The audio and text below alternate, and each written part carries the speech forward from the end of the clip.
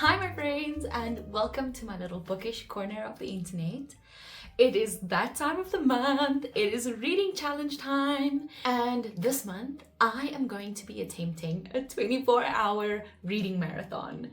I absolutely love watching other creators do this challenge, and I have once in the past done a 24-hour reading challenge just for fun, and oh my goodness, it was so much fun. So I'm really excited to share this experience with you. How I'm going to do this, I am going to be setting a timer for 24 hours, and every time I read, I am going to let the time run, and then when I stop reading, I'm going to pause the timer. I am not going to be, staying up for a full 24 hours and try to read in that time. I think it's more fun to try and spread it out and just see how quickly I can finish that 24 hours. And the main goal of this challenge is to get me reading more. I have a goal of getting to 8 books per month consistently this year, and the idea behind these reading challenges is to help me get there. So yes, I am so excited to get started. Today is Friday, and my husband and I have a few days off work. So the plan is to try and read as much as I can, at least 10 hours today, at least 10 hours tomorrow, and then somewhere in the next 2 days after that to try and just catch up the rest of the time that's left over. As for what we will be reading first, my husband and I are currently buddy reading a book called Ascendant, and it is the Songs of Chaos Book 1 by Michael R. Miller. This is a YA fantasy series full of dragons and adventure, and it's honestly been such a fun reading experience reading it with my husband. We are a decent amount through. I think we have about 100 pages left to read, so we're going to start with that, finish up this book, and then I'll let you guys know what we have in store for the rest of this video. We are reading and listening to the audiobook at the same time. I will say, if this book interests you, don't read the audiobook, guys. We are listening to the audiobook because that's what works for us to read it together, but honestly, the audiobook is a little bit cringy, guys. Some of the voices that the narrator does, and mind you, he's doing a great job, but I just think the direction they took with some of the voices in this audiobook, it's a little bit cringy. So yeah, if it wasn't for the fact that we were doing a buddy read, I would have let the audiobook go and just read this book by itself. It is really, really good. I am enjoying this heavily, and it's so fun to read it together. So yeah, we are going to get this challenge started.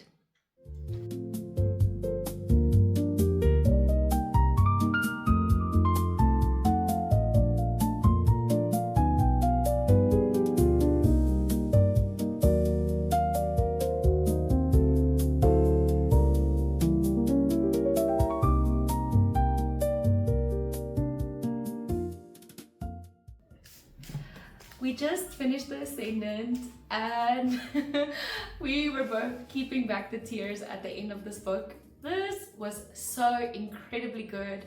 What an amazing new fantasy series that we discovered. So yeah, this was such a happy surprise. It's amazing that we still have 3 books left in the series to get to. I can't wait to spend more time with our 2 main characters. So because we were reading the audiobook, it took us about 3 hours to finish this, so I still have 21 hours left of the challenge.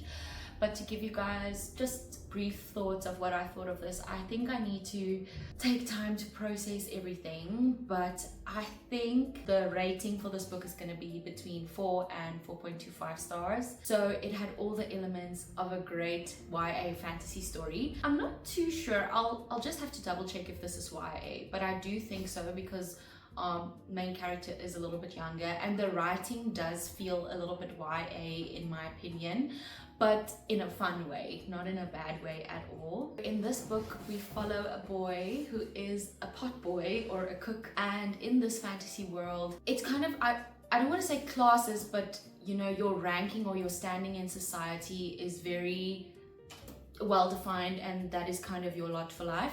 So if you're born a cook, you stay a cook. If you're born a fishmonger, you stay a fishmonger. If you are born whatever, you stay there. And then obviously the nobles are at the top of society, and then a really great thing to be in this world is a dragon rider. And Holt, our main character, dreams of becoming a dragon rider and kind of just going above what his lot in life is. And through a series of events that I won't spoil for you, don't read the blurb of this book. Go into it blind, because it's amazing to go into it blindly. He ends up stepping into a new world where he may or may not become a dragon rider. I think the cover even gives it away, but yeah, then we go on this journey. This book is packed full of adventure, full of action, full of magic, dragon magic, and it actually is done in a really wholesome way. And when you read the first few chapters, you know what we're talking about. The friendships and found family in this story is really, really good. So yeah, there are, like I said, some amazing fantasy elements in here. A very cool thing that is unique about this story is the author chose to incorporate Holt's kind of beginnings and origins as a cook a lot throughout the story. So there was so many references to food and cooking that just made this so fun. And as a foodie myself, I really appreciated this. The vibes reminded me at times of, I'll put a picture of the anime here. If you like watching anime, there's this cozy anime fantasy called, I think, Campfire Cooking. I can't remember the name. We've actually watched it so many times. I can't believe that I can't remember the name. I'll put it up here. But yes, that is one of my favorite animes, and this book just gave a little bit of those vibes by bringing in that cooking element. So yeah, this was an incredible story, and it left off on one of those notes. It's not a cliffhanger, but it left off having you very excited for what is to come. The author's note at the end had us in tears. The author sounds like such an amazing and like genuine person, and the author has cystic fibrosis, and knowing that just made everything hit so much harder, because the representation of disability in this book, you could feel where that was coming from, and whew, I want to tear up just thinking about it. But yeah, this was a unique story. In terms of content, the only thing that was in here was a little bit of violence, because there is, you know, fighting and war happening, but it's not bad. It's not particularly gory. I actually think that anyone would be able to read this. There's obviously some themes of grief and heartache and like traumatic things happening, but not in a bad or like really heavy way.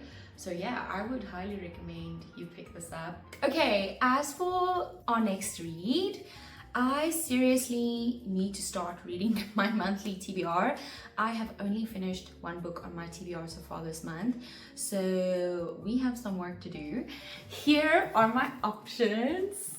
Aren't these just such amazing options, all of them?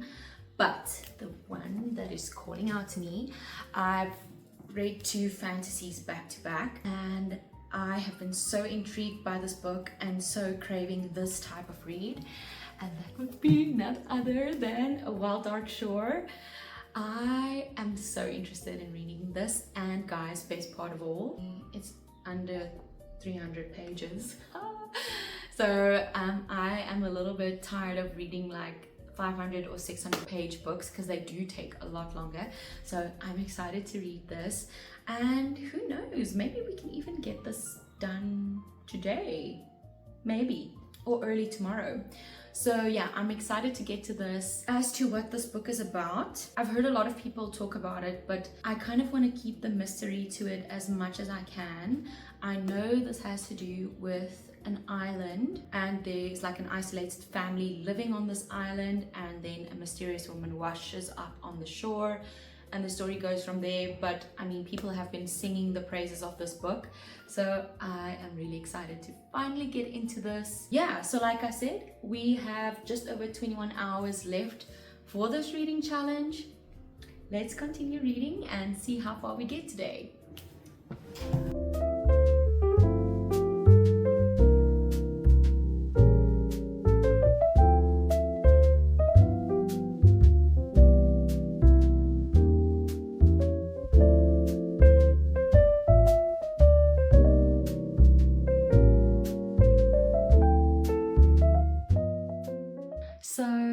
about 5 p.m. and things have not gone completely according to plan.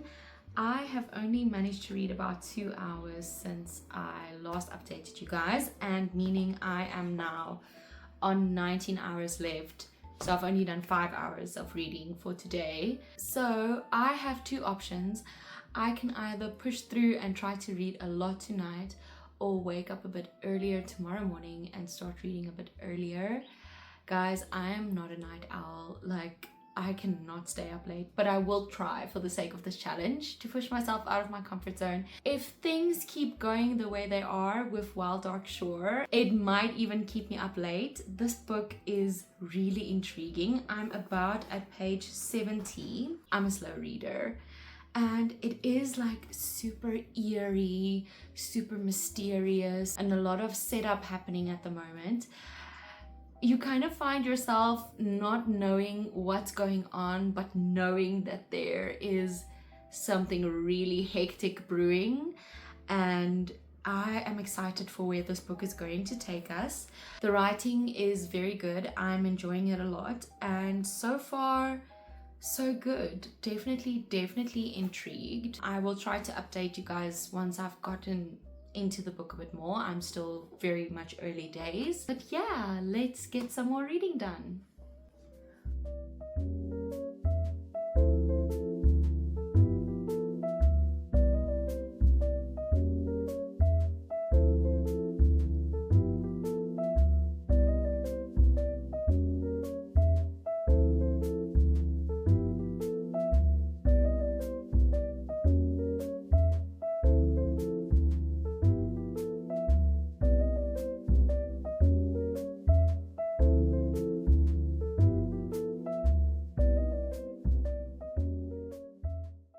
So it is the next day, and last night it turns out I was a lot more tired than I thought.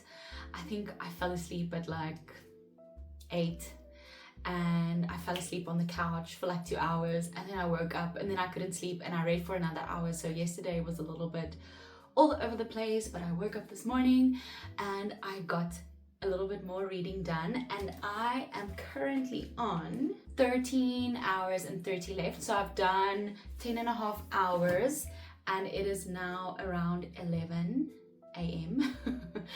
Plans have also changed a little bit for today. We are heading out in about an hour to meet up with family for lunch, which is amazing, but definitely going to impact our reading time for today. But it's fine. I love my family and I love spending time with them, and I need to remind myself that this is just for fun, even though it's a challenge. So when I come back, we are gonna have to lock in and get some reading done, because obviously I still have 13 hours left, and I would love if I could wrap up this challenge in 3, maximum 4 days. So let's see if we can get there. I'll tell you guys about our change of plans for tomorrow as well. This weekend turned out to be a lot busier than I thought or planned for, but it's great. I get to spend time with family, so we'll make it work. I ended up finishing Wild Dark Shore this morning. How I know this is a good book is that my mind is spinning with everything that happened, and I am trying to gather my thoughts. But what I do know is that I really liked it. I think my rating is gonna sit around 4. In this book, we follow a family that lives on a very remote and isolated island. This island used to be a research base, and the family was tasked with being the caretakers of this island, a seed bank on the island, and just kind of everything that's happening on the island. And one day, a mysterious woman washes up on the shore of this island. We follow each of the family members as well as this mysterious woman, and we dive into their history and their past and how that will shape their future to come. A great part about this book is that the author used a lot of nature references and the setting of this island to really bring to life what she was trying to portray, and that was so amazing to me. She did a really great job of bringing that element into the story. This book had a very dark and eerie and creepy atmosphere, and the whole time through I knew that something big was going to happen, but it kind of unfolded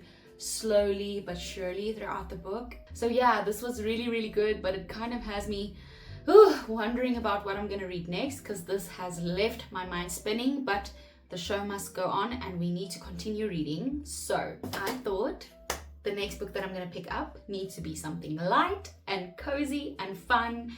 And out of everything that's still left on my TBR, I think that Emily Wilde's Encyclopedia of Fairies is going to hit the spot. So yeah, I have just under an hour left before we need to leave for our lunch. So I'm gonna see if I can get some reading done, and I'll update you guys as we come back.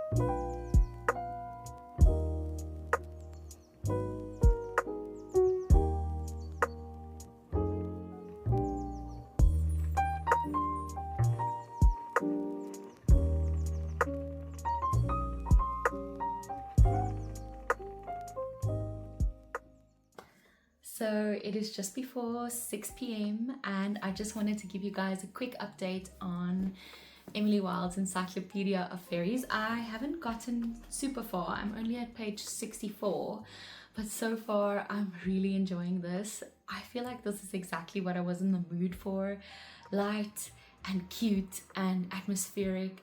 I am really enjoying the writing so far, and I love the setting. It feels like it's very much in the outdoors and the landscape is being described so beautifully, and there's a lot of whimsy already, and we have just been introduced to a new character, Wendell, and oh my goodness, did I enjoy that chapter. So I'm really looking forward to diving into this book for the rest of the evening. I am going to take a long hot bath, and then I just want to get cozied up so that I can settle in for a good reading session tonight. Let's see how far I get. I still have 11 hours and 50 minutes left on the clock. So let's see if I can get that under 10 hours tonight. We are making good headway on the challenge. It's been a lot of fun so far. So yeah, let's get going.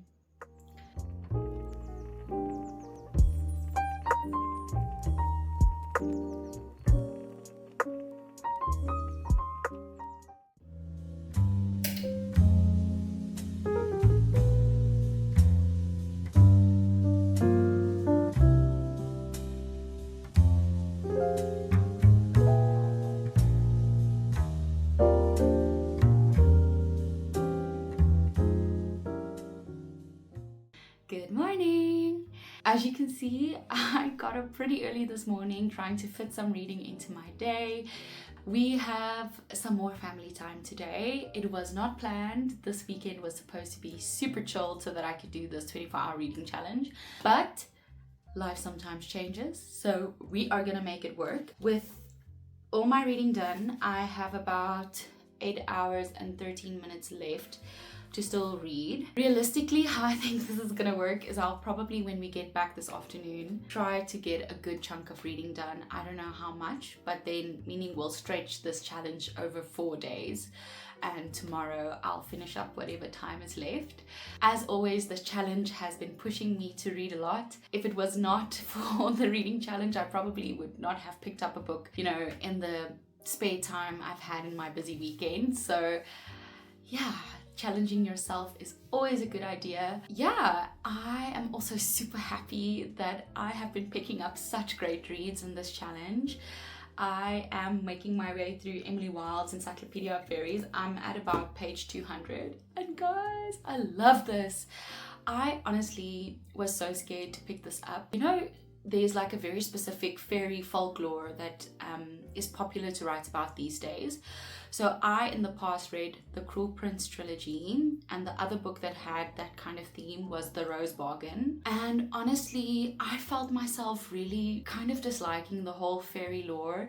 And it's because the fairy lore that is written in here presents the fairies or the fae people as very mischievous, very malevolent, and kind of out to do harm to people. And I really kind of disliked that element in the Cruel Prince and the Rose Bargain. It's weird because it's kind of the part of it that makes it cool, but there's this, in my opinion, a bit of an ickiness at the heart of it. So I did find it a little bit off-putting. So I was scared for this book, but once again, when these things are tackled in a light-hearted manner, it feels like it just makes it so much easier for me to process. And yes, we still have that same fairy lore in this book, but it's done in a very good way. I love the way that Heather Fawcett has put this book together. I think what makes it so lovable is the fact that our two main characters are so endearing. Oh my goodness, I love Emily and Wendell. Their banter is exactly up my alley. I've heard some reviews say that the book is boring or it's not high stakes enough, and I get that some people feel that way, but I honestly am enjoying this cozy read so much. It is not boring to me at all. I love Emily's entries into her diary. I love the language and the way that these characters write and talk, almost like a Regency period, that type of language. I love that and enjoy that so much every time. So I think that element in this book is also heightening my reading experience. So yeah, so far I am highly enjoying this book. I would be so stoked if I could manage to finish the last 100 pages of this book today. I want to finish that today, and we can maybe get started on another book still within this reading challenge. But let's see how things go today. I am very grateful to see my parents and my family today. So I will check in with you guys later once we're back. So this is where things start to get really challenging. Yeah, we are back from our day spent with my family. It was lots of fun. We had so much fun, but it is currently 5:30 p.m. and I still have 8 hours left of the challenge to do. So I have decided I am going for your entertainment, and I hope that you enjoy me doing this, but I am going to try my best to stick through and see how much of these hours I can get done tonight. It is a rainy evening and the vibes are immaculate. The only problem is me staying awake. I tried to read a little bit earlier when we just got home at around 4, and I was like falling asleep. So I took a bath, I drank some coffee. I'm gonna see if I can get myself to be awake and see how long I can stay up and read for. I have work tomorrow, so I can't not sleep at all. I am so bad with staying awake at night, but I'm gonna see for your entertainment what I can get done and how much of these hours I can get reading. I am going to dive into Emily Wilde's Encyclopedia of Fairies, finish this up, and then I'll chat to you guys once we have to choose a new book.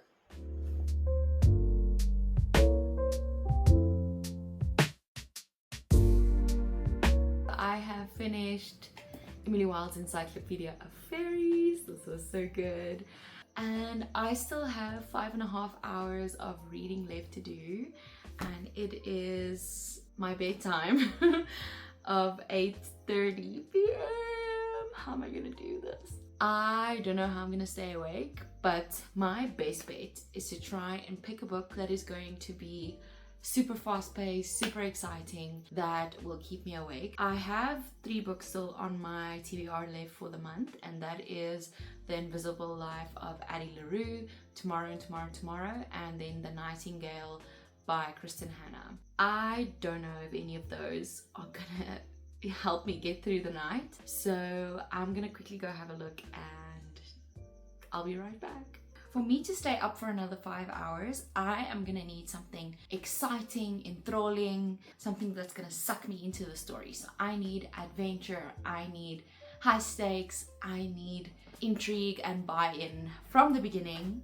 And for that, I have two options. The first being The Map of Bones by Kate Moss. This is the fourth book in a historical fiction series. Loved the first two, didn't really love the third one, but I kind of just read that series so that I could get to this book. It is so beautiful. Look at the sprayed edges.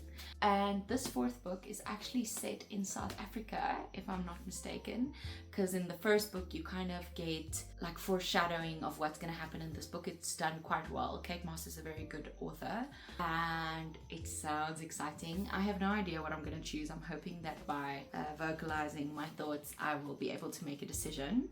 The second option is Ruthless Vows by Rebecca Ross. I read Divine Rivals in March, so I just recently finished that and I absolutely loved it, and I ordered the second book in the series almost immediately. So this is also like guaranteed to kind of keep me going. I am a little bit scared to read this because I don't want this to be over, but this is a very good option and I'm not too sure between these two which one is going to keep me going.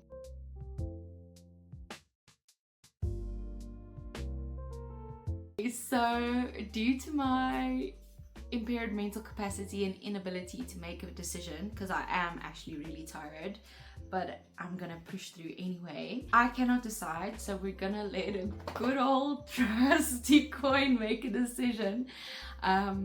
Idea a la my husband. So I guess heads will be Ruthless Vows and tails will be The Map of Bones. So let's see. It's tail. We're going for Map of Bones. To be honest, this is the one that was kind of calling to me most. So I guess that worked out. Right, let's get into reading.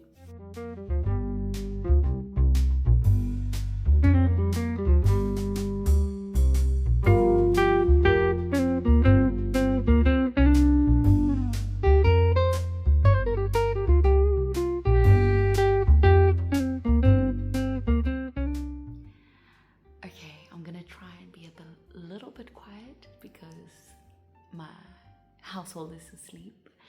It is about 11 p.m. and I'm feeling surprisingly good.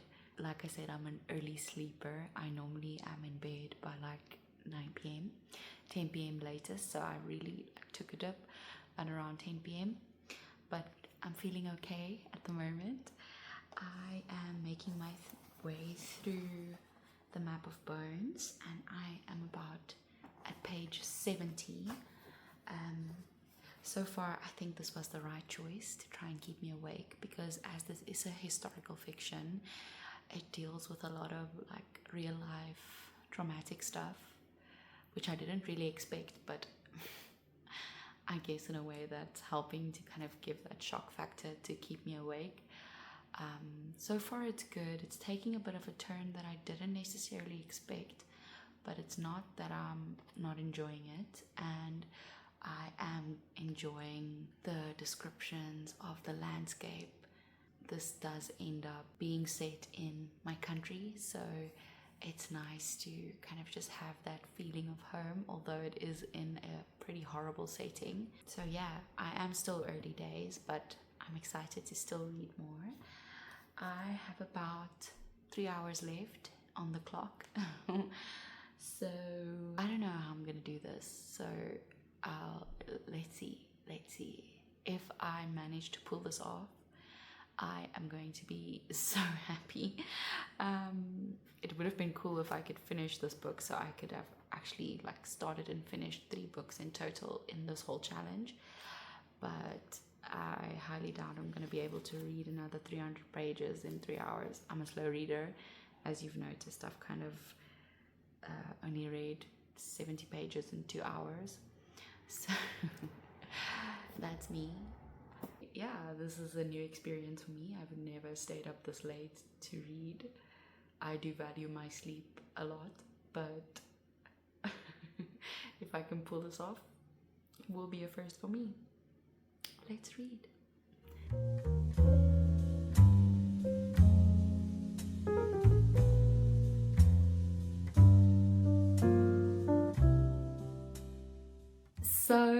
obviously I am horrible at staying up late at night. As you can see in the previous clip, like at 11 p.m. I was still feeling so good. I was like, oh, I can do this. And 45 minutes later, I crashed. I was just falling asleep. I couldn't even get through a paragraph. Then I would jolt awake and realize that I have no idea what's going on. It was a bit of a fever dream. Long story short, it is very rare for me to be able to read until that late at night. My brain just completely taps out, and what I've learned about myself is that I'm rather gonna go to bed early and wake up early the next morning, because that is when my brain is fresh, and I anyway read a lot quicker in the morning when my brain is fresh, as opposed to trying to slog through pages at night. So yeah, needless to say, I didn't end up finishing the 24-hour challenge in the 3 days that I wanted to. There was like 2 hours and 13 minutes left or something like that I just ended up reading the next day. It is actually now 2 days later and I'm only now filming my outro. But yes, we have come to the end of this 24-hour reading challenge. Will I do it the same way I did it this time? No. There's definitely a lot of things that I will try and secure and get into place if I do attempt this again. For one, I wouldn't say yes to literally 2 family events in one weekend while I'm planning a 24-hour readathon. But my family stays far away, and it just happened that they were gonna be here this weekend, and it was everything very last minute, so it's out of my hands. I am not gonna beat myself up about it, but next time I would definitely want to try and just do the 24 hours over 2 days. I think that would be really fun to do. But regardless, I hope you enjoyed it nonetheless. If we quickly wrap up what we got to read. So first of all, we finished up The Ascendant, which was amazing. Then we started and finished Wild Dog Shore. We started and finished Emily Wilde's Encyclopedia of Fairies. And then for Map of Bones, I managed to get to about page 180. I will make sure to include my final thoughts on this book in my reading wrap-up coming up at the end of the month. But for now, I am going to call this video, and I really hope that you guys enjoyed it. Thank you so much if you watched all the way to the end. I appreciate each and every one of you so much. Until my next video, bye!